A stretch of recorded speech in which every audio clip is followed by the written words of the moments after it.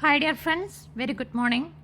ഒരു സർക്കാർ ജോലി ലക്ഷ്യം വെച്ച് മുന്നോട്ട് സഞ്ചരിക്കുന്ന എല്ലാ പ്രിയ ഉദ്യോഗാർത്ഥികൾക്കുമൊപ്പം ഞാനും എൻ്റെ ചാനലും ഡ്രീം PSC വിത്ത് മീ.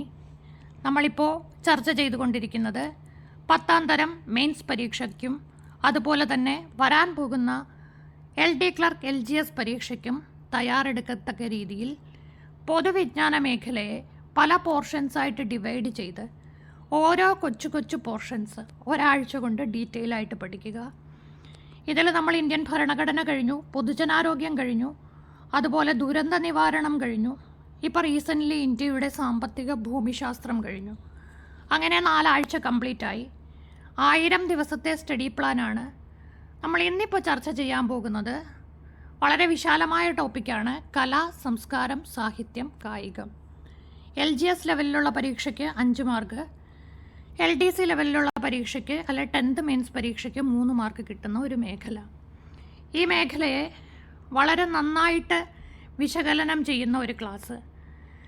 കലാ, സാഹിത്യം, സംസ്കാരം, കായികം എന്നീ വിഭാഗങ്ങളുമായി ബന്ധപ്പെട്ട് വിവിധ മത്സര പരീക്ഷയിൽ ചോദിച്ച ചോദ്യങ്ങളും അനുബന്ധ വിവരങ്ങളും.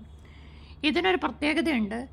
SCERT പാഠപുസ്തകങ്ങളിൽ നിന്നൊന്നും ഒരുപാട് തിരഞ്ഞെടുക്കാൻ പറ്റാത്ത രീതിയിലുള്ള ചോദ്യങ്ങൾ, പല റാങ്ക് ഫെയിലിലും പല രീതിയിൽ തന്നിട്ടുള്ള ചോദ്യങ്ങൾ. പക്ഷേ PSC മുൻതൂക്കം നൽകുക എപ്പോഴും ഇതിൽ നിന്നുള്ള തന്നെ ആനുകാലിക സംഭവങ്ങൾക്കായിരിക്കും. അപ്പോൾ ഇതിലെ ആനുകാലിക സംഭവങ്ങൾക്ക് മുൻതൂക്കം നൽകിക്കൊണ്ട് തന്നെ നമുക്ക് ഈ ക്ലാസ് കണ്ടിന്യൂ ചെയ്യാം. ശ്രദ്ധയോടെ കേൾക്കുക. ആദ്യമായിട്ട് ചാനൽ കാണുന്നവരുണ്ടെങ്കിൽ മറ്റ് വീഡിയോസ് കൂടി ഒന്ന് കണ്ടു നോക്കുക. അതിനുശേഷം നിങ്ങളുടെ അഭിപ്രായം രേഖപ്പെടുത്തുക. ഇന്ന് കല, കായികം, സംസ്കാരം, സാഹിത്യം പാർട്ട് 1 ആണ്. 5 ദിവസങ്ങളായിട്ടായിരിക്കും നമ്മൾ ഈ ഒരു സെക്ഷൻ കംപ്ലീറ്റ് ചെയ്യുക. എല്ലാ ക്ലാസ്സും പൂർണ്ണമായിട്ട് കാണാൻ ശ്രദ്ധിക്കുക. വിവിധ മത്സര പരീക്ഷകളിലെ വിവിധങ്ങളായ ചോദ്യങ്ങൾ. കേരള നടനം എന്ന കലാരൂപം ആവിഷ്കരിച്ചത് ആര്? കേരള നടനം. ഉത്തരം ഗുരു ഗോപിനാഥ്. കഥകളിയെ അടിസ്ഥാനപ്പെടുത്തി ഗുരു ഗോപിനാഥ് ചിട്ടപ്പെടുത്തിയ നാട്യരൂപമാണ് കേരള നടനം. കേരള നടനം സർഗാത്മക നൃത്തമാണ്. അതേസമയം അതിൻ്റെ അടിസ്ഥാനം ശാസ്ത്രീയവുമാണ്. ഗുരു ഗോപിനാഥും രാഗിണി ദേവിയും ചിട്ടപ്പെടുത്തിയ നൃത്തരൂപമാണെങ്കിലും അത് ഇന്ത്യൻ നൃത്തകലയുടെ ക്ലാസിക്കൽ പാരമ്പര്യത്തിൽ വേരുറച്ചു നിൽക്കുന്നു. അടുത്ത ചോദ്യം: പാവങ്ങളുടെ കഥകളി എന്നറിയപ്പെടുന്ന കലാരൂപം. ഓട്ടൻതുള്ളൽ. 300ഓളം കൊല്ലം മുമ്പ് കലക്കത്ത് കുഞ്ചൻ നമ്പ്യാർ ആവിഷ്കരിച്ച ജനകീയ കലാരൂപമാണ് ഓട്ടൻതുള്ളൽ. സാധാരണക്കാരൻ്റെ കഥകളി എന്ന് അറിയപ്പെടുന്നു. നർമ്മവും ആക്ഷേപഹാസ്യവും സാമൂഹിക വിശകലനവും എല്ലാം ചേർത്ത് രചിച്ച പാട്ടുകൾക്ക് ബഹുജനങ്ങൾക്ക് ആകർഷകമാകുന്ന വിധത്തിൽ ചടുല നൃത്തമായി അവതരിപ്പിക്കുക. ലളിതമായ വേഷം, നാടോടി സ്വഭാവമുള്ള അംഗചലനങ്ങൾ. ഈ കൂട്ടത്തിൽ കഥകളി വാദ്യത്തിൽ പെടാത്തതേത്? തിമില. നമ്മൾ കഥകളി വാദ്യങ്ങൾ അറിയണം: ചെണ്ട, മദ്ദളം, ചേങ്ങില, ഇലത്താളം, ഇടയ്ക്ക, ശംഖ്. കഥകളിയിൽ ഉപയോഗിക്കുന്ന വാദ്യങ്ങൾ: ചെണ്ട, മദ്ദളം, ചേങ്ങില, ഇലത്താളം, ഇടയ്ക്ക, ശംഖ്. ചില സ്ഥലങ്ങളിൽ പഞ്ചമേളം എന്ന ശുദ്ധമേളവും ഉപയോഗിക്കാറുണ്ട്.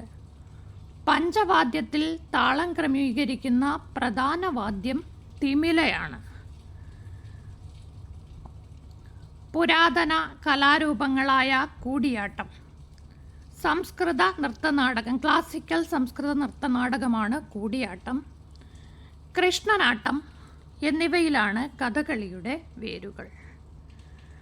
അടുത്തത്: ഏത് സംസ്ഥാനത്താണ് മോഹിനിയാട്ടം വികസിപ്പിച്ചത്? നമുക്കറിയാം, കേരളം.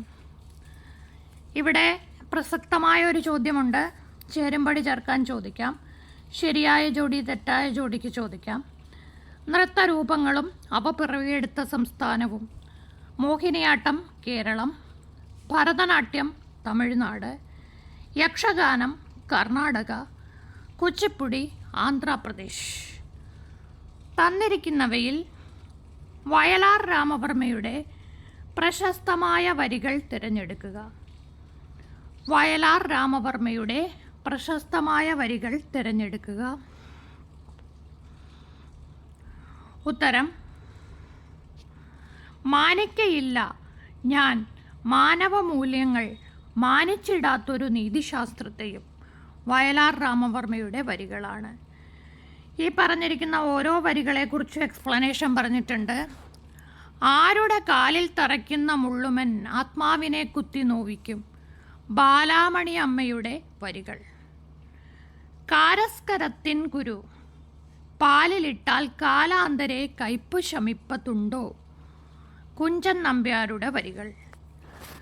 ബന്ധുര കാഞ്ചന കൂട്ടിലാണെങ്കിലും ബന്ധനം ബന്ധനം തന്നെ പാരിൽ. വള്ളത്തോളിൻ്റെ വരികൾ. വിളക്ക് കൈവശമുള്ളവനെങ്ങും വിശ്വം, വിശ്വം ദീപമയം. വെണ്മ മനസ്സിൻ വിണങ്ങിന ഭദ്രന് മേന്മേൽ അമൃതമയം. ഉള്ളൂരിൻ്റെ വരികൾ. കപടലോകത്തിൽ എന്നുടെ കാപട്യം സകലരും കാണുന്നതാണെൻ പരാജയം. കുഞ്ഞുണ്ണി മാഷ്. അടുത്തത് കഥകളിയെക്കുറിച്ചുള്ള പ്രസ്താവനകൾ പരിഗണിക്കുക. ശരിയായത്: 17-ാം നൂറ്റാണ്ടിൽ ഉത്ഭവിച്ച ഇന്ത്യൻ ശാസ്ത്രീയ നൃത്തനാടകമാണ് കഥകളി.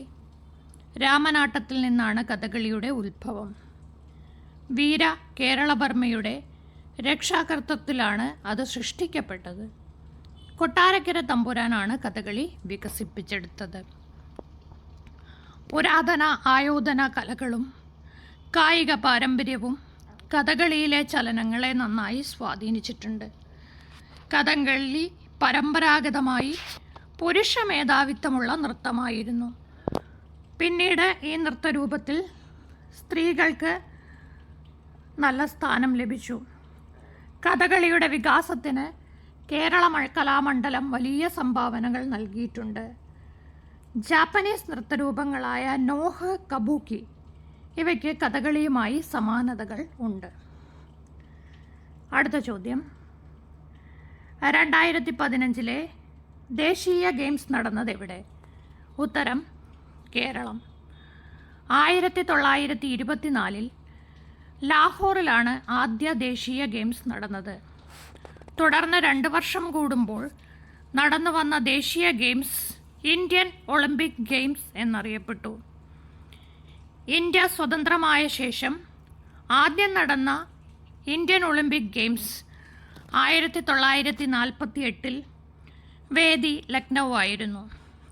അന്നു മുതലാണ് ദേശീയ ഗെയിംസ് എന്ന് പേര് ലഭിച്ചത്. ഇന്ത്യൻ ഒളിമ്പിക് അസോസിയേഷനാണ് ഇതിൻ്റെ മേൽനോട്ടം വഹിക്കുന്നത്. കേരളത്തിൽ ആദ്യമായി ദേശീയ ഗെയിംസ് നടന്നത് 1987. 2015 നടന്നത് 35ാമത് നാഷണൽ ഗെയിംസ്. അത് കേരളത്തിലാണ് നടന്നത്. ഇതിൽ സർവീസസ് ആണ് ഏറ്റവും കൂടുതൽ മെഡൽ നേടിയത്. 2ാം സ്ഥാനത്ത് കേരളം.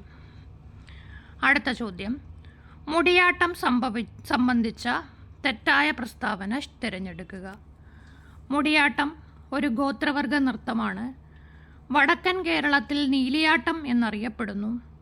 മദ്ദളം, പറ, കുറു ഇവയാണ് വാദ്യോപകരണങ്ങൾ. എല്ലാം ശരിയാണ്, തെറ്റൊന്നുമില്ല.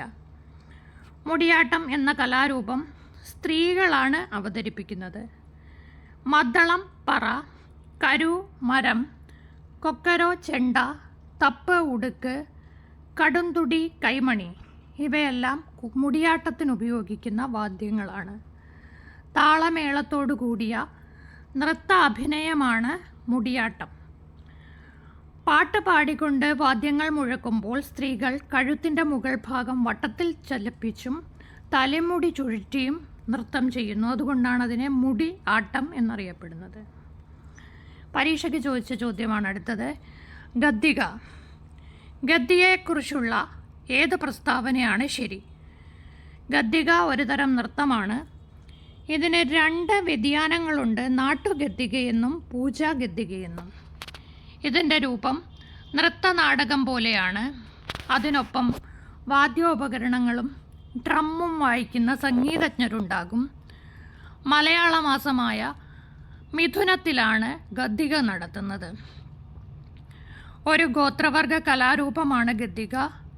പട്ടികവർഗ വിഭാഗങ്ങളിൽ ഏറെ പിന്നോക്കം നിൽക്കുന്ന അടിയ ഗോത്രവിഭാഗത്തിൻ്റെ അനുഷ്ഠാന കല. നന്മയുടെ വരവിന് സ്വാഗതം പറയുന്ന നൃത്തരൂപം. നാട്ടുഗദ്ദിക പൊതു ഇടങ്ങളിൽ അവതരിപ്പിക്കാറുണ്ട്. എന്നാൽ പൂജാഗദ്ദിക ആചാരപരമാണ്. രോഗമുക്തിക്കും പ്രസവത്തിനും മറ്റുമായി നേർച്ച പൂർത്തീകരിക്കാനാണ് പൂജാഗദ്ദിക അനുഷ്ഠിക്കുന്നത്. അപ്പോൾ ബാക്കി നമുക്ക് അടുത്ത ക്ലാസ്സിൽ പഠിക്കാം. വീഡിയോയെക്കുറിച്ചുള്ള അഭിപ്രായം രേഖപ്പെടുത്തുക. ഇഷ്ടപ്പെട്ടെങ്കിൽ ലൈക്ക് ചെയ്യുക. Thank you. All the best.